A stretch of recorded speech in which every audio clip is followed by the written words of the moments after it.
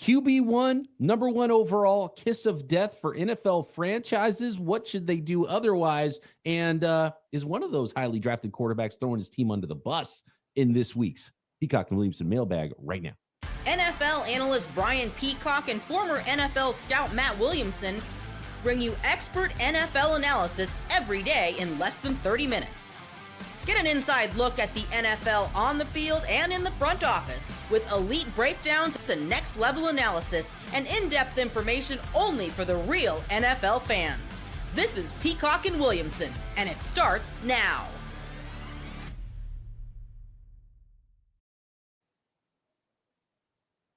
Welcome to the Peacock and Williamson NFL Show. Brian Peacock alongside Matt Williamson at BD Peacock at Williamson NFL. Thanks everybody for tuning in. Love our everydayers. Make sure you're all subscribed up on YouTube and everywhere you get your podcast. Helps us out tremendously. Today's episode of P&W is brought to you by Game Time. Download the Game Time app right now and create an account. Use our promo code LOCKEDONNFL to get $20 off your first purchase with Game Time. All right, Matt, let's get into this mailbag here for week 7. And as we do, we kind of geek out on team building. It's one of the main things we cover and why people like to tune into our show. And we're going to talk about quarterbacks and structure and some coaching. That is the heaviness of our mailbag this week going into week 7. And it starts with a question about the Miami Dolphins and Tua Tagovailoa. Now, I know Tua wasn't a number one overall pick, but we're going to tie all this together with the first few questions because this cycle that we see in the NFL is nonstop. And I don't know what the correct answer is, but it's, you draft a quarterback, you fire a coach, you draft a new quarterback, you fire a coach, and none of this seems to ever end for these teams that are in this cycle of never ending trying to find themselves a coach and a quarterback that stick together long term. And Jerry has the question. We're going to get to the Titans with who have seen everything over the course of the last 6 months of that entire cycle. But let's go to the Dolphins first because Jerry has a question about Tua and his comments calling out his teammates publicly. And Jerry's wondering, is that the right move at a certain point? Was it the right move for Tua here? Is it something you should never, ever do? Or is it called for when doing it privately has not yet worked? So I have mixed feelings about this. I mean, I think what he's referring to is Tua publicly said people aren't going to the players only optional meetings, and maybe they should be not optional anymore. And now I'm definitely looking too far into this, but my initial thoughts were if Pat Mahomes called a players only meeting or, Dan Marino, I think everybody would be there. You know what I mean? Yeah. Maybe this doesn't reflect great on you, Tua, as the team leader. And then I took it even a step further in my noggin going, well, we just mentioned team building. Are the Dolphins drafting the right kind of people? I mean, is it all for one for all? Or is it just all for themselves? That I'm not interested in being a part of this team. And, even like Grant, their first round pick, and Big Jonah from Arizona, they're not working out so well in their rookie year already. And I'm not saying they're selfish or whatever, but, they're not getting a big rookie class coming in and changing things. At least the Browns, their rookies are looking promising. So I think this is a really bad sign, to be honest. We know that this is a frugal organization, like a lot of these teams that often pick at the top. And everything that comes out of that organization really for a year plus has not been positive. We're all together on this, and people went out. Generally, this is something that should 99% of the time stay behind closed doors. Yes. And if there's players not showing up to those meetings, they should hit the streets. They should be on the trade block, right? And then you fix this in-house and you never find out why. Or maybe after a player's trade away, you're like, yeah, well, this guy wasn't going to team meetings and blah, blah, blah. And you find out some stuff later. I'm sure all of those things. And so there's multiple things, and you kind of touched on it. First of all, lack of leadership. If you're here, the record probably tells a lot of that story as well. Lack of leadership from the quarterback, Dan Marino, Patrick Mahomes, Josh Allen. They're calling a players only meeting. The players. You're going. Yeah. So lack of leadership from quarterback, lack of leadership from head coach, and potentially the next coach that's fired this season is going to be Mike McDaniel. And I think Mike McDaniel is a very sharp person, and I think he'll be an awesome offensive coordinator in his next spot. Maybe he's not quite a leader of men. He's a quirky guy, and maybe leadership is lacking from quarterback and head coach. Or maybe this is the quarterback saying leadership's good for me, but where's the leadership from coach? And so clearly something not coming together here, and it's probably a little bit of all of those things. And then maybe a lack of communication. And you mentioned from the GM and who they're bringing in. And it's like, hey, Tua's like, look, I don't care if this guy's talented. He's making us worse. We got to do something about this. So coach, GM, get these guys out of the building because they're not part of a championship culture, right? And Tua's seen what that looked like on the college level, at least. And there's no Nick Saban in the building to get everybody in line. And so maybe Tua's like, oh, man, do I have to be Nick Saban here? Maybe I'm not that guy either. So I think it all comes together, and there's a lot of blame with what's going on with the Miami Dolphins here. And the number one thing is a lack of leadership. If it gets to this point, there's got to be changes. And all three of those jobs should be very, very warm seats right now. Mike McDaniel is likely the first one to go.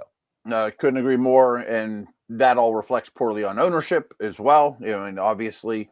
And you definitely get the impression that the head coach is more coordinator than leader of men, CEO type. And I think he's a great offensive mind. And even without Tyreek, the offense is still moving the ball. They're still doing okay. So it's not all bad. It's just not very much good. And it didn't start that way. It just kind of has slowly gone down this path, which probably tells me organizationally, front office coaching wise, it's not quite where it needs to be to have all 53 guys plus the practice squad on the same page. The number one overall pick. Yes. Short answer is yes, it is the kiss of death. And we have a question here from Michael. He says, is drafting a quarterback first overall kiss of death for a head coach on the hot seat? We always hear it buys them more time, but who's the last head coach that actually got more time for his number one overall quarterback? It's a great point by Michael. I think we've gotten 4 in a row now that if you were the first overall pick as a quarterback, and now that just happened again with Tennessee, that's why I know this as it popped up again, that the coach gets fired during your first contract. I mean, it's been 4 or 5 in a row, going back to Lawrence and Bryce Young. And, it's starting to be a trend. And I think there's, go ahead, please. Than that, we got a question about Baker Mayfield. Happened with Baker Mayfield. Yeah. Happened with, it already happened with Tua, right? He wasn't first overall, but it's not even number. That's what I'm saying. Yeah, it's not even number one overall pick. No. Did Herbert, Mitch Trubisky, Justin Fields, over and over and over. Yeah. Williams, some of these franchises, the Browns and the Bears and some of the franchises, it's over and over the same cycle just with their own organization. So it doesn't have to be number one overall. And Lawrence is on his third. In fact, Kyler.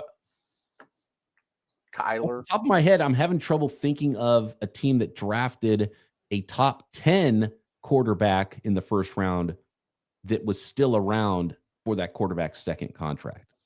Josh Allen. Wow. Right. I mean, that's going back pretty far, though. Josh Allen and Patrick Mahomes are two that immediately come to mind. That goes back to 2017, 2018.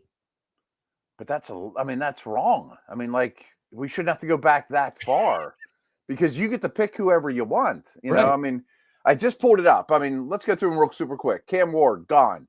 Caleb Williams, he's on number 2. Daniels is looking good. Ooh, that may be the next one. Yeah, that might be a good one.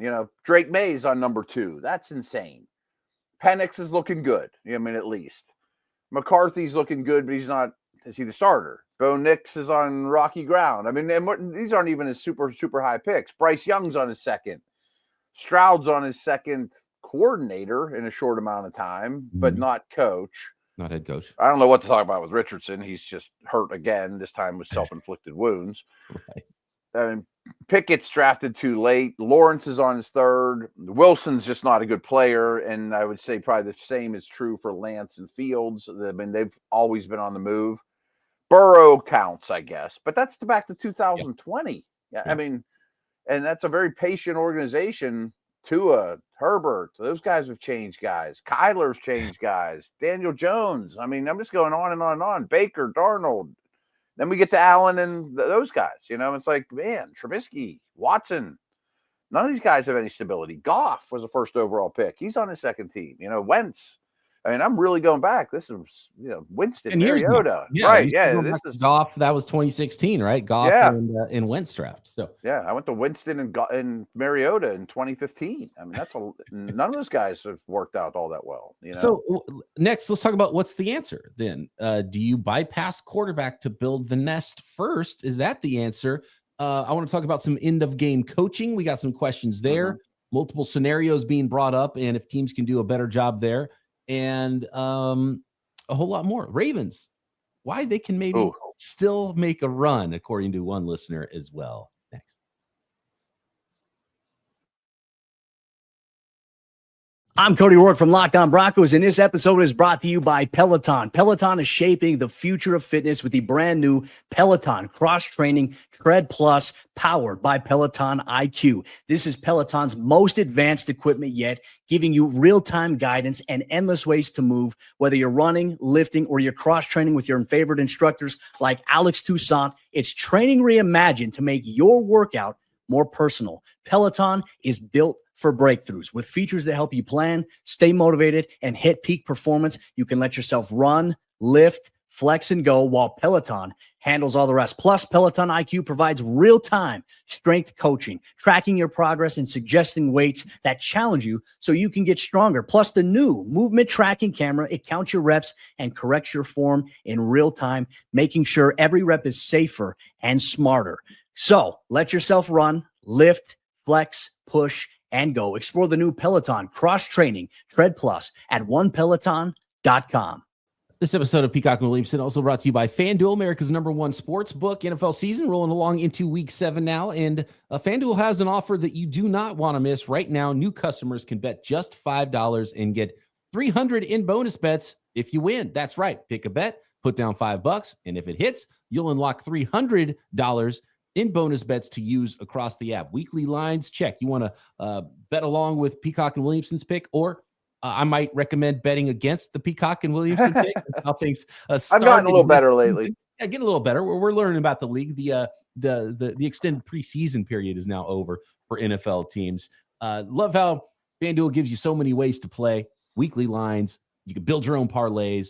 Tons of player props. And even follow along live lines during games and get in on live betting as well. Not just NFL football, but college football, Major League Baseball playoffs, NHL, NBA, any sport imaginable. You can find it at FanDuel. So what are you waiting for? Visit FanDuel.com to download the FanDuel app today and get started.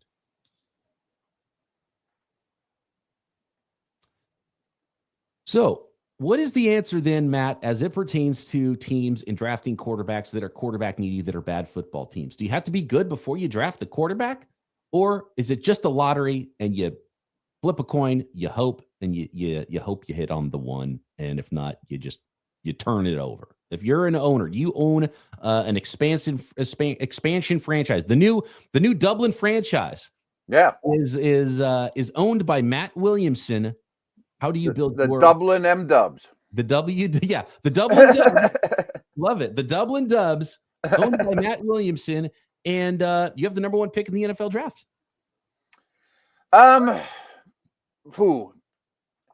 That's weird because, first of all, I don't know, like an expansion team like Tim Couch is the right move because there's no infrastructure. There's nothing. There's no good. There's no bad. David Carr getting sacked 1,000 times. So expansion teams are their own beast to me. I would probably wait 2 years. I would find not Flacco, but I'd find somebody that's been around the block, to be a veteran, establish something, and draft linemen like crazy. Mm-hmm. But unfortunately, I feel this way more and more every day and more every year, that I'm close to this league and close to one specific team, but doing this for a living. I just think there's so many bad organizations. Like in any walk of life, there's Apple that's better than others. You know, if we compare Apple, IBM, every computer company out there, the best 32. Well, 32 is a lot worse than 1. You know what I mean? And McDonald's is better than Hardee's or whatever. You know what I mean? Right. So, to put it another way, if the Browns drafted Patrick Mahomes, I don't think he'd be playing so well for the Tampa Bay Buccaneers right now. Yes. Yeah. Probably better than Baker's playing now, but not with the Browns. If the Chicago Bears drafted Patrick Mahomes instead of Mitch Trubisky, he would be playing well for, or maybe poorly. Maybe he gets completely ruined and he's barely a backup quarterback in the NFL somewhere. Of course, I always spin it to the Steelers, who I think are a good organization. I think the Niners are a good organization. But I think there's 10. Back to Niners. I'm a big believer in what Bill Walsh used to say. He said, we're really competing against 6 to 8 teams. And it might not be the same 6 to 8 every year, but some of them kind of are. You know, it's not the Titans. You're competing with yourself in a lot of ways. Yes, right. Yeah, and how healthy can we stay this year? And, you know, is it our year or not? Should we hold them or fold them in terms of like trade deadline stuff? But we're always going to be in it. The Niners and Steelers are always going to be in it. And what's crazy is the 49ers and Steelers both drafted first-round quarterbacks, and it didn't doom the franchise, even though they were big whiffs on those quarterbacks. Right. Niners traded up and spent 3 first-rounders to get their quarterback, and they still came out of it okay. Not ideal, but they came out of it okay because the organization can handle it, and there was already something a little bit built there. Same with the Steelers and Kenny Pickett. And like the Bucs are a great example. Their most successful quarterbacks have been Brady, who they went out and bought or recruited, and Baker, who they restored off the scrap heap. Now, this is the conversation I have around here a lot, and I'm sure you do too with the Purdy situation, is, okay, let's say, I was about to say, should the Steelers just wait until Cam Ward gets ruined and then go get him in 2 years, for a 3rd round pick or off the scrap heap or whatever? And maybe the answer is yes, and just have great lines in the meantime and have Rodgers hold down the fort, blah, blah, blah. And this could be true for a lot of teams. But then I always get, that's nice, but can you then beat Lamar, Mahomes, and Allen? And the answer is probably no. Like if I want to get to if I want to hoist the Lombardi, I either have to have an Eagles-like roster or one of those guys. And when one of those guys goes to the right team, and I'll argue Burrow didn't go to the right team and still was able to elevate them, but now they're hitting their heads on the ceiling. That's the brutal part of it. Because I do think quarterbacks are going to continue to get ruined that are drafted really high by bad teams. It's the team. And that's why I talked about ownership is, unfortunately, fan bases, no one's selling their football team that's making a ton of money that they love owning. They might get rid of it. They might get you a better GM, maybe, but they probably won't give him the resources and patience needed. You might get a better coach. You might get a better quarterback. But I fear if you're the Cardinals, Jags, Titans, Raiders, on and on and on, you're Pirates. I mean, my Pittsburgh Pirates are never going to win. They're never going to win. And at least in football, there's a little bit of a hope, but if you're a bad organization, you're a bad organization. Well, here's what's interesting. And clearly the best market, the smartest market in the NFL, and a lot of teams don't have the luxury of trying this because it doesn't hit on 100% rate or anything, but neither does the NFL draft. And you get your chance to draft any player in the entire in the entire draft, and you still screw that up. But the highly, but I'll argue they didn't take the wrong player. They treated the right player wrong. Right. Yeah, exactly. So going and finding some other player that has been treated wrong, the Baker Mayfields and the Sam Darnolds, and now the Daniel Joneses of the world. I mean, they didn't get less talented when they were drafted. They had a big arm and they were good athletes and they were smart and they had all these things in the positive column. Which brings me to the next question here, because you mentioned, okay, you got to beat Allen, Lamar, and Mahomes. Well, one of those retreads, Baker Mayfield. Scott says, is Baker Mayfield an elite quarterback? Should he be considered on the level now of Allen, Lamar, and Mahomes? No, but he should be rocketing up Sando's board and should be one of the top tier 2 guys.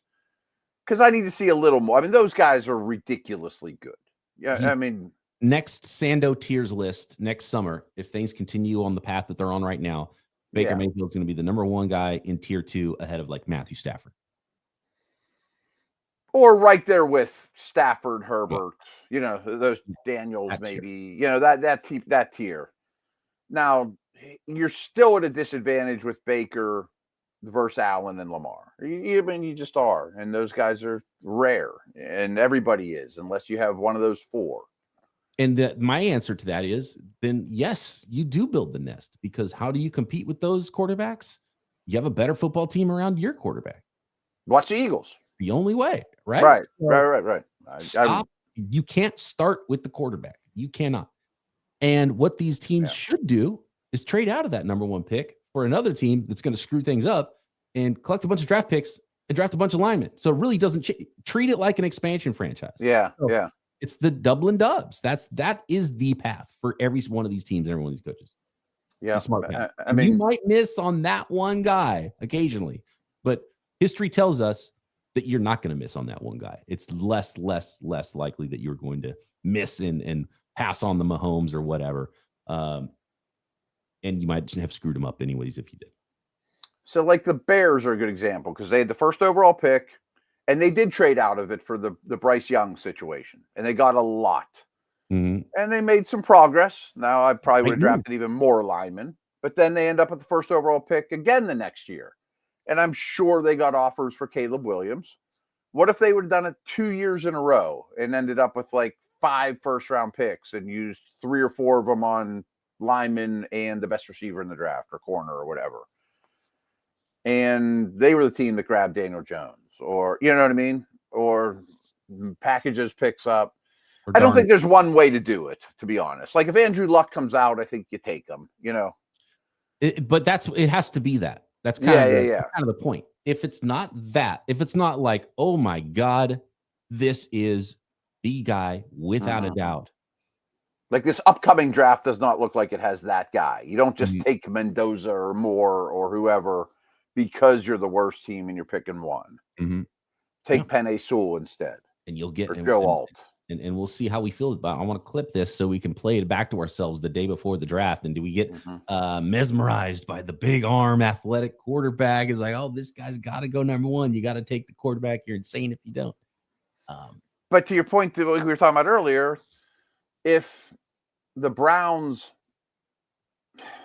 or any of these teams, I mean, Baker has to go to the right team to become Baker. Yeah, and I mean, he went to a lot of come in. If you're the GM, you're like, look, this is how we got to build this team. This is why you hired me. You remember in the meeting when you hired me, I said this is how it's going to go, and I laid it out. And the ownership comes in and says, yeah, but we need a guy to put on the posters to draft the quarterback. But then I can't do my job, right? Yeah. And you're going to fire me in 2 years, right? And that for sure happens. Let's talk end of game coaching and more from the Peacock and Williamson mailbag next. This episode of Peacock and Williamson brought to you by Game Time and the Game Time app. And I can't say it strongly enough. If you ever think you're going to be going to a football game, and I know you are because you're listening to this podcast, or go catch a baseball game or a basketball game, or maybe you want to go see a concert, or maybe you might go to a comedy show, you got to have Game Time in your pocket ready to go. And with the NFL season rolling along, honestly, there's nothing better, right, than being in the stadium, surrounded by fans, cheering on your team, no matter the sport. But let's be honest, getting tickets can be a hassle between queues, login screens, prices jumping at checkout. Super frustrating. That's why I use Game Time, the app that gives the advantage back to the fans. Game Time is fast, easy, backed by the Game Time guarantee. You'll always get 100% authentic tickets delivered on time and at the best price, plus all fees included. So the price you see is the price you pay, and you can get some phenomenal last-minute deals. And in just a couple of taps, pull up the Game Time app right now. You can see amazing deals talking about your favorite NFL games for as low as $100 and some phenomenal deals on other seats. And you can get, again, save up to 60% off some last-minute tickets. So download the Game Time app, create an account, and use code LOCKEDONNFL for $20 off your first purchase. Terms apply. Again, promo code LOCKEDONNFL, $20 off. Swipe, tap, ticket, go. Download Game Time today.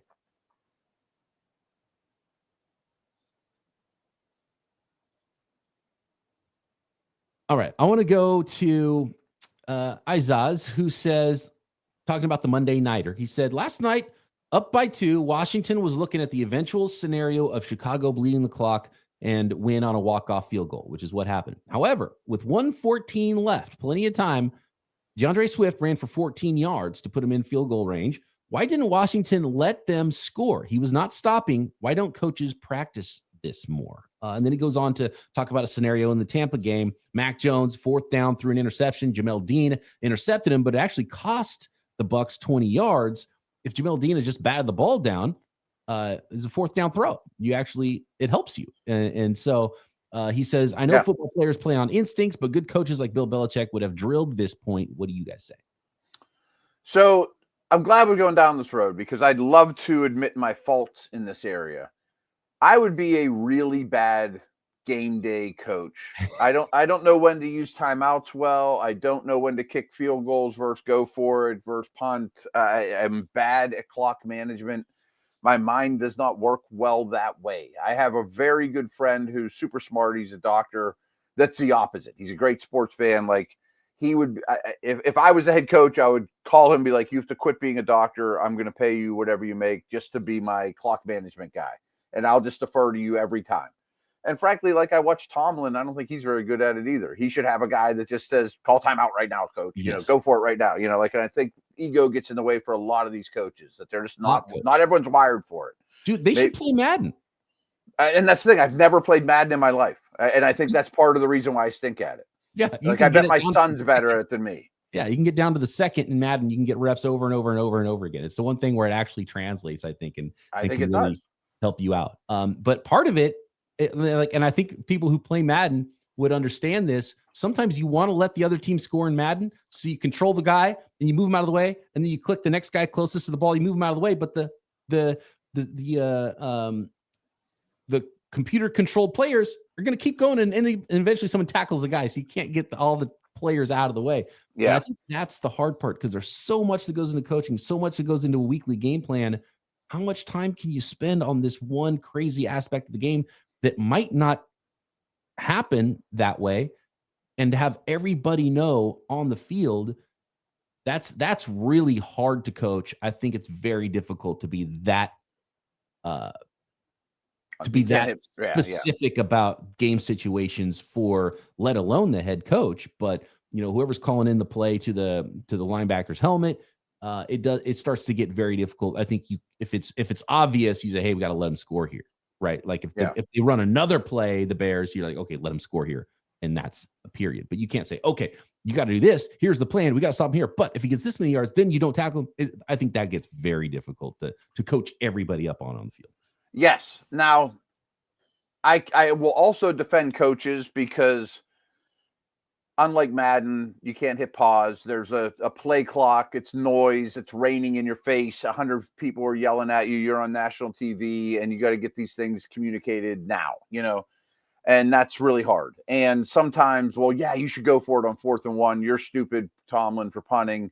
Yeah, but my right guard can't block Aaron Donald a lick. I don't have any play that I trust to get this on 4th and 3 or whatever. Things like that. And my left tackle has what we actually have happening in this game is different than the average guard, average defensive tackle, average football team. So it changes that. It skews it. And if it's like 51% to 49%, well, I've got more information.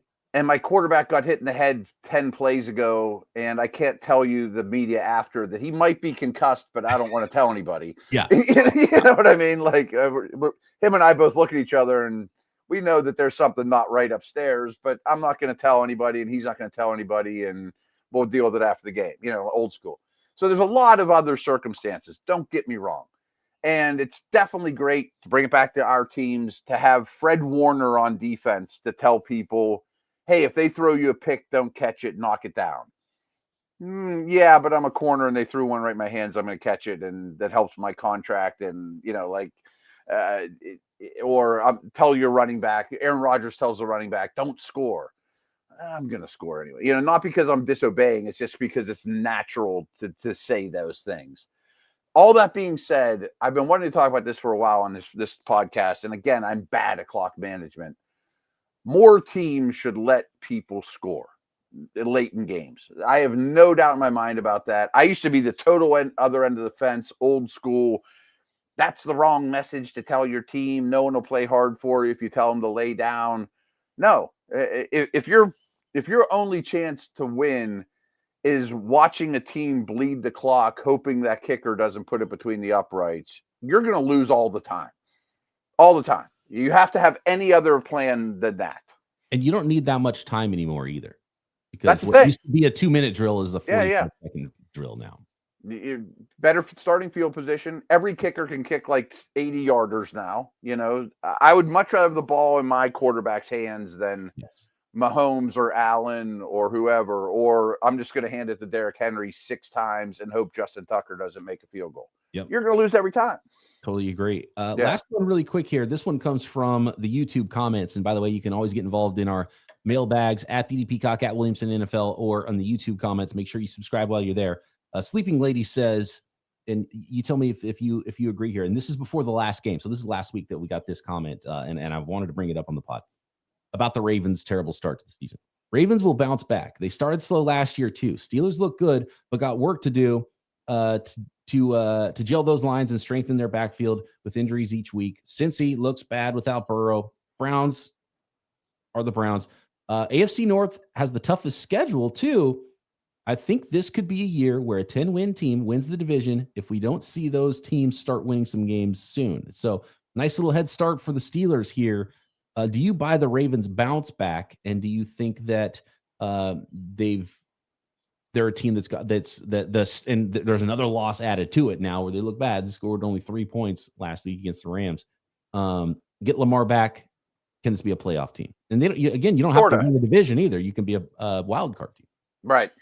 So if the Steelers win tomorrow, they have a 4-game lead over the Ravens. I mean, that's a huge lead. Now, to this question's point, Steelers could absolutely crumble as they did last year, and their schedule gets noticeably harder, and the hardest part of the Ravens schedule is out of the way. So I don't think they're dead yet at all. But you mentioned it, Tweeter, that it's just math at this point for me. Like, I think the Ravens have to get to a minimum of 10 wins, and they only have 1. Yeah, they got to win 9 more games. They got to win 9 more games, and probably both against Pittsburgh, which never happens. Those teams split every year. Right. Yeah. It's easier, but are you going to win 10 in a row? Are you going to win 9 in a row? I mean, I think it's 9 out of 11 they have to win, right? And it's happened before. It's happened before. And the Rams last year won the division after a 1-4 start. Mm-hmm. This is a good organization. They've got a star quarterback when he's healthy. It's possible. Like, you can't lose another AFC game. You can't lose another AFC North game. Percentage-wise, extremely unlikely. Even if you add some percentage points because you think the Ravens aren't the average team, it's still I think that's true. Percentages, right? So. And they could be that team going into Week 18 that they need to win and 3 other teams need to lose. And everyone in the AFC is going, boy, I hope those things don't happen because they might be the best team in the playoffs and they've won 8 of their last 9 or whatever. But the math is just so against them. Yeah. I'm not buying it. I would bet against it, even though it is, yes, slightly possible. Thanks for all the questions. Again, at BD Peacock at Williamson NFL. Drop a comment or a question on YouTube. Subscribe while you're there. Matt and I back tomorrow making our 6-pack of picks for Week 7 right here, Peacock and Williamson.